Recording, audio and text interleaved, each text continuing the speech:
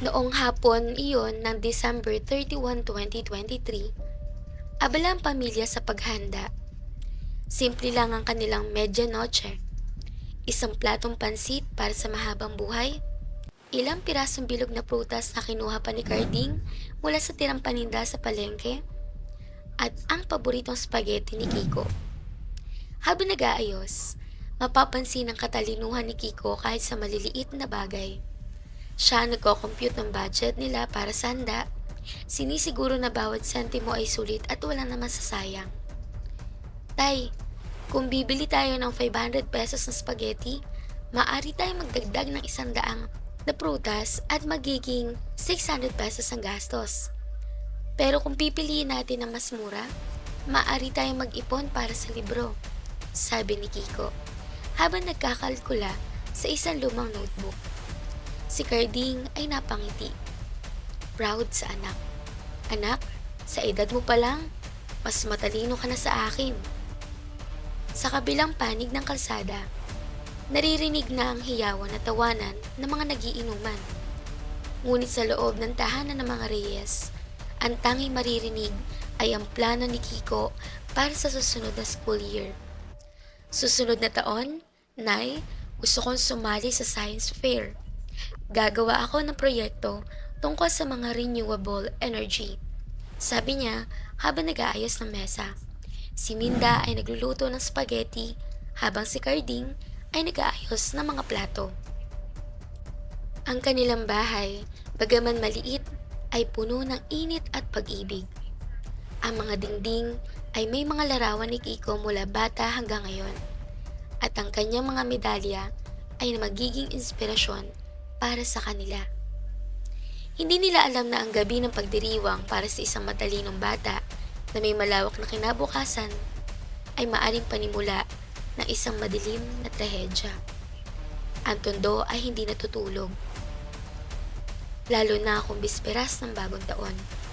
Sa kahabaan ng gagalangin, naghalo ang amoy ng usok ng mga paputok, amoy ng inihaw na liempo, at ang bango ng bagong luto na spaghetti. Si Francisco alias Kiko Reyes, 9 years old, ay masaya nakikipaghabulan sa kanyang mga pinsan. Sa kabila ng kahirapan, ang pamilya Reyes ay kilala sa kanilang pagkakaisa.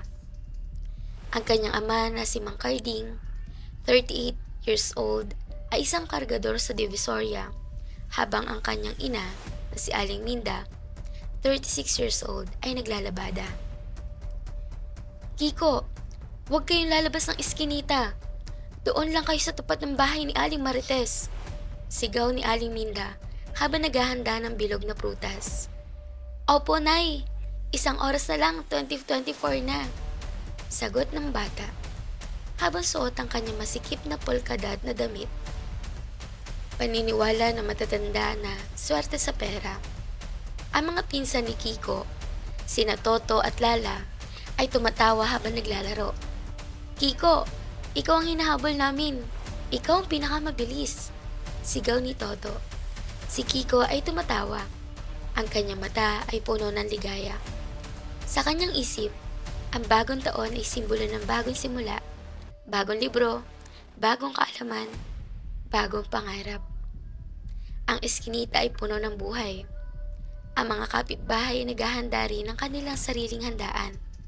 Si Aling Marites ay nagluluto ng hamon, habang ang kanyang mga anak ay naglalaro sa labas. Ang ingay ng mga paputok ay nagsisimula ng lumakas, at ang langit ay nagiging kulay ng apoy.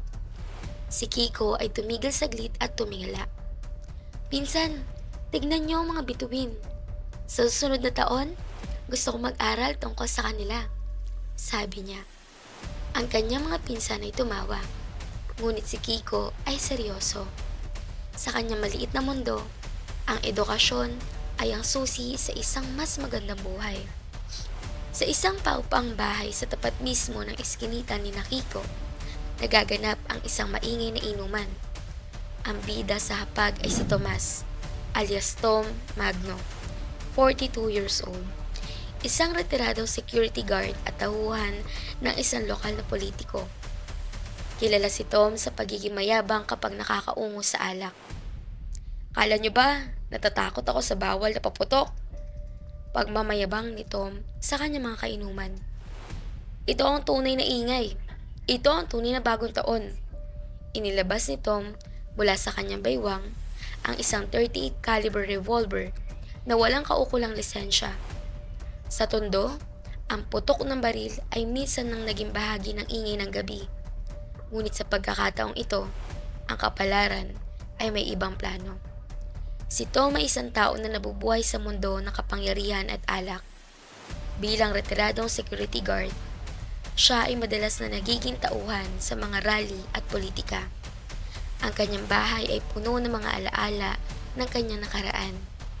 Mga larawan niya na may baril, mga medalya mula sa serbisyo, at mga regalo mula sa kanyang amo. Ngunit sa kabila ng kanyang pagiging matapang, si Tom ay isang tao na nabubuhay sa ilusyon. Kapag lasing, siya ay nagiging hari ng mundo, nagmamayabang tungkol sa kanyang mga karanasan. Ang kanyang mga kainuman ay mga kaibigan niya mula sa barangay, sina Pedro, Juan at Rico. Sila ay nagiinuman sa isang maliit na mesa sa labas ng bahay. Ang bote ng alak ay walang katapusan. Tom, anong balak sa politiko mo? May pera ba ulit? Tanong ni Pedro habang nagiinom. Oo, mayroon. Siya ang susunod na mayor at ako ang kanyang kanang kamay. Sagot ni Tom na may malaking ngiti. Ang kanilang usapan ay lumipat sa mga kwento ng kanilang kabataan, sa mga babae at sa mga away. Ngunit habang lumalakas ang alak, lumalakas din ang pagmamayabang ni Tom. Kala niyo ba natatakot ako sa pulis? Ako ang nagbabantay sa kanila, sabi niya habang tumatawa. Inilabas niya ang kanyang baril, ang 38 caliber revolver na nakuha niya mula sa isang kaibigan sa underground. Walang lisensya ito, ngunit sa tondo, ang mga baril ay madalas na bahagi ng buhay. Ito ang tunay na bagong taon, hindi ang mga paputok na yan. Sigaw niya habang itinaas ang baril. Ang kanyang mga kaibigan ay tumawa, ngunit mayroon din nag-alala.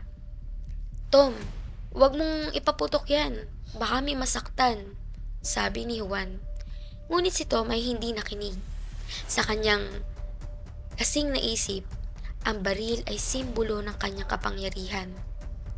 Ang bahay ni Tom ay nasa tapat mismo ng iskinita, kaya ang ingay nila ay naririnig sa buong lugar. Si Kiko at ang kanyang mga pinsan ay naglalaro malapit doon, ngunit hindi nila napinansin ang mga lasing. Sa tondo, ang mga gabi ng bagong taon ay palaging maingay. Ang mga paputok ay sumasabog, ang mga tao ay nagsisigawan, at ang alak ay dumadaloy. Ngunit para kay Tom, ang gabi na ito ay espesyal. Siya ay nagdiriwang ng kanyang tagumpay sa buhay, kahit na ang kanyang trabaho ay nawala at ang kanyang pamilya ay naghiwalay. Ang kanyang asawa ay umalis sa kanya dahil sa kanyang paglalasing, at ang kanyang anak ay hindi na nagpapakita. Si Tom ay nabubuhay sa mundo ng mga kaibigan at alak, at ang baril ay ang kanyang paraan upang ipakita ang kanyang kalakas. Habang pag-iinom, siya ay nagkikwento tungkol sa mga araw niya bilang security guard. 11:58 p.m. Nagsimula na ang countdown. 10, 9, 8. Ang buong Kalyewan 4 ay nagkakagulo sa saya. Si Kiko ay nakatayo sa isang silya para makita ang mga fireworks sa langit. Sa kabilang panig, itinaas nito ang kanyang kamay at ipinaputok ang baril sa madilim na bahagi ng mga bubong. Bang, bang, bang. 3 beses na kinalabit nito ang gatilyo. Ang mga bala ay mabilis na lumipad pa itaas. Ngunit gaya ng lahat ng umaakyat, ito ay kailangan bumaba. Ang isa sa mga bala ay bumulusok pababa sa eksaktong pwesto kung saan nakatayo si Kiko. Walang narinig na pagsabog si Kiko. Ang tanging naramdaman niya ay ang biglang pagbigat ng kanyang talukap at ang kawalan ng lakas sa kanyang mga binti. Bumagsak ang bata sa harap ng kanyang ama. Kiko? Kiko anak! Sigaw ni Mang Karding. Nang buhatin niya ang bata, nakita niya ang butas sa balikat nito na tumagos hanggang sa baga. Ang kalsada ng tondo na dati ay puno ng kulay ng fireworks ay nabahira na matingkad na pula. Si Mang Carding ay nasa tabi niya. Ang kanyang mukha ay puno ng takot. Anong nangyari? Kiko, sagutin mo ako. Ang pinsan ni Kiko ay tumigil sa paglalaro. Ang kanilang mga mata ay puno ng gulat. Tito, ano po nangyari kay Kiko? Tanong ni Toto. Ang kanyang boses ay nanginginig. Ang kalsada ay biglang tumahimik para sa pamilya Reyes. Ang mundo ay tumigil. Si Kiko ay nagpupumiglas.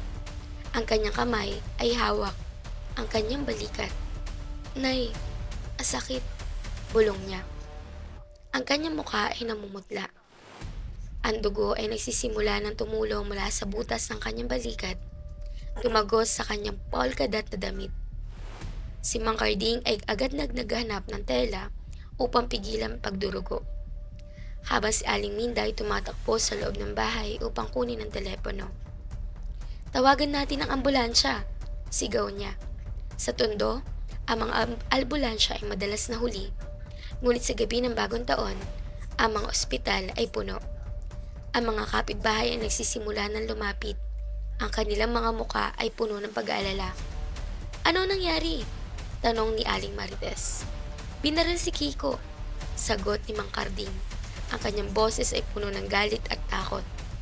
Sa kabilang panig, ang inuman ni Tom ay tumigil. Ang mga putok ng baril ay narinig nila, ngunit akala nila ay mga paputok lamang. Tom, ano yon? Tanong ni Pedro. Si Tom ay tumawa. Iyon ang tunay na bagong taon, ngunit sa kanyang loob, mayroon siyang kaba. Hindi niya alam na ang isa sa kanyang bala ay tumama sa isang bata. Ang kanyang mga kaibigan ay nagpatuloy sa pag-inom, ngunit ang ingis sa iskinita ay nagiging mas malakas, mga sigaw at iyak. Si Kiko ay dinala sa loob ng bahay. Ang kanyang katawan ay nanginginig. Tay, ayoko pa mamatay. Gusto ko pa mag-aral. Bulong niya. Ang kanyang mga mata ay puno ng luha. Si Mang Carding ay niyakap siya. Hindi ka mamamatay, anak. Lalabang ka. Si Aling Minda ay nagdasal. Ang kanyang mga kamay ay nakakuyom. Ang albulansya ay dumating pagkalipas ng 20 minutes at si Kiko ay dinala sa Mary Johnston Hospital. Sa daan, ang kanyang hininga ay nagiging mahina at ang dugo ay patuloy na tumulo. Sa ospital, ang mga doktor ay agad na nag-aksyon. Bullet wound sa balikat, tumagos sa baga, sabi ng doktor. Ang operasyon ay nagsimula, ngunit ang pinsala ay malubha. Si Kiko ay nawala ng malaking dugo at ang kanyang baga ay nasira. Ang mag-asawa ay naghintay sa labas. Ang kanilang mga kamay ay magkahawak. Bakit nangyari ito? Bakit ang anak namin? Tanong ni Aling Minda. Ang kanyang luha ay walang katapusan. Si Mang Carding ay walang salita. Ang kanyang isip ay puno ng galit sa taong nagpaputok ng baril. Ang gabi ng bagong taon ay nagiging isang bangungot para sa kanila. Sa halip ng mga fireworks at tawanan, ang kanilang mundo ay puno ng sakit at takot. Si Kiko ay lumaban. Ngunit sa kasamaang palad, ang kanyang katawan ay hindi na makayanan. Pagkalipas ng 2 oras, ang doktor ay lumabas. I'm sorry. Hindi na siya nagising, sabi niya. Ang sigaw ni Aling Minda ay umalingaw-ngaw sa buong ospital. Kiko, anak ko! Si Mang Carding ay bumagsak sa sahig. Ang kanyang mundo ay nawasak. Dinala ni si Kiko sa Mary Johnston Hospital, ngunit sa kasamaang palad, nalagutan siya ng hininga pagkalipas ng 2 oras. Sa gitna ng dalamhati, hindi tumigil ang mga kapitbahay ni Carding. Maraming nakakita kay Tom na nagpaputok ng baril. Kinabukasan, January 1, 2024, mabilis na rumisponde ang Manila Police District o MPD Station 1 sa tulong ng CCTV, ng barangay at ng mga saksing ayaw paapi. Itinuro si Tom Magno. Nang pasukin ang kanyang bahay, nakita ang baril na nakatago sa loob ng sako ng bigas. Hindi ko sinasadya, Nagdiriwang lang kami, depensa ni Tom habang pinupustasan ng posas. Ang pagdiriwang mo ay pumatay sa pangarap ng anak ko, sagot ni Carding na may halong galit at luwang hindi mapigil. Ang pag-alis ni Kiko ay nagdulot ng malaking sakit sa buong gagalangin. Ang mga kapitbahay ay nagtipon sa bahay ng mga Reyes, nag-aalok ng pagkain at suporta. Aling Minda, Mang Carding, nandito kami para sa inyo, sabi ni Aling Marites. Ang kanyang mga mata ay puno ng luha. Ang maliit na bahay ay puno ng mga tao, ngunit ang katahimikan ay nagahari. Si Kiko ay inilibing sa isang simpleng seremonya. Ang kanyang kabaong ay puno ng mga bulaklak mula sa kanyang paaralan. At ang kanyang mga guro at kaklase ay dumalo. Ang kanilang mga muka ay puno ng kalungkutan. Kiko, ikaw ang aming inspirasyon, sabi ni Ma'am Liza sa Theology. Hindi ka namin makalilimutan. Sa gitna ng dalamhati, ang galit ay nagsimula. Ang mga kapitbahay ay nag-usap-usap tungkol sa putok ng baril na narinig nila. Nakita ko si Tom na nagpaputok ng baril sa bubong, sabi ni Pedro. Isa sa mga kaibigan ni Tom na nagbago ng isip. Ang CCTV ng barangay ay nag-record ng eksena. Si Tom na itinataas ang baril at pumuputok. Ang mga saksi ay nagtipon at ang balita ay kumalat. Siya ang may sala, sabi ng mga tao. Si Mang Carding ay nagpunta sa pulisya. Ang kanyang mga kamay ay nanginginig. Ang anak ko ay binaril ng ligaw na bala. Hanapin niyo ang taong iyon. Ang MPD Station 1 ay agad na kumilos. Ang hepe, si Captain Reyes, walang kaugnayan sa pamilya, ay nagutos ng investigasyon. Hindi kami papayag na may mamatay dahil sa kalasingan, sabi niya. Ang mga pulis ay nagpunta sa bahay ni Tom at doon nila nakita ang baril na nakatago sa sako ng bigas. Si Tom ay tulala, hindi alam ang gagawin. Ang kanyang mga kaibigan ay nag-iwan sa kanya at ang kanyang buhay ay nagbago. Sa Tondo, ang mga ligaw na bala ay karaniwan, ngunit ang pagpatay sa isang bata ay nagdulot ng galit sa buong barangay. Ang pamilya Reyes ay naging simbolo ng hustisya at ang kanilang laban ay nagsimula. Nagsimula ang paglilitis sa Manila Regional Trial Court. Si Tom ay sinampahan ng kasong murder dahil sa indiscriminate firing na may halong extreme indifference to human life. Sa loob ng mahigit isang taon, hinarap ng pamilya Reyes ang pagsubok. Sinubukan silang bayaran ng pamilya ni Tom ng 500,000 pesos para iurong ang kaso. Kahit 1 bilyon pa yan, hindi niya maibabalik ang tawa ng anak ko tuwing umaga. Matapang na pahayag ni Aling Minda sa harap ng huwes. Ginamit na ebidensya ang matapang na pahayag at ballistic report na nagpapatunay na ang balang nakuha sa katawan ni Kiko ay nagmula sa .38 revolver ni Tom. Ang anggulo ng pagbagsak ng bala ay tumugma rin sa distansya ng bahay ni Tom mula sa kinalalagyan ng bata. Ang paglilitis ay naging isang mahabang proseso. Ang korte ay puno ng mga tao araw-araw. Si Tom ay kinatawan ng isang abogado na binayaran ng kanyang mga kaibigan sa politika. Ngunit ang ebidensya ay malakas. Ang ballistic expert ay nagpatunay na ang bala ay nagmula sa baril ni Tom at ang CCTV ay nagpakita ng eksena. Ang akusado ay nagpakita ng kapabayaan. Siya ay lasing at nagpaputok ng baril sa isang lugar na puno ng tao.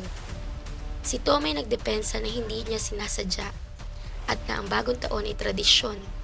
Sa Tondo, ang mga baril ay bahagi ng selebrasyon, sabi niya. Ngunit ang huwes ay hindi naniwala. Sa loob ng 1 taon, ang pamilya Reyes ay nagdusa. Si Aling Minda ay nagkaroon ng sakit sa puso dahil sa stress. At si Mang Carding ay nawalan ng trabaho dahil sa pag-absent. Ngunit ang kanilang determinasyon ay hindi nawala. Para kay Kiko, sabi nila. Ang barangay ay sumuporta sa kanila, nag-organisa ng mga koleksyon at rally para sa hustisya.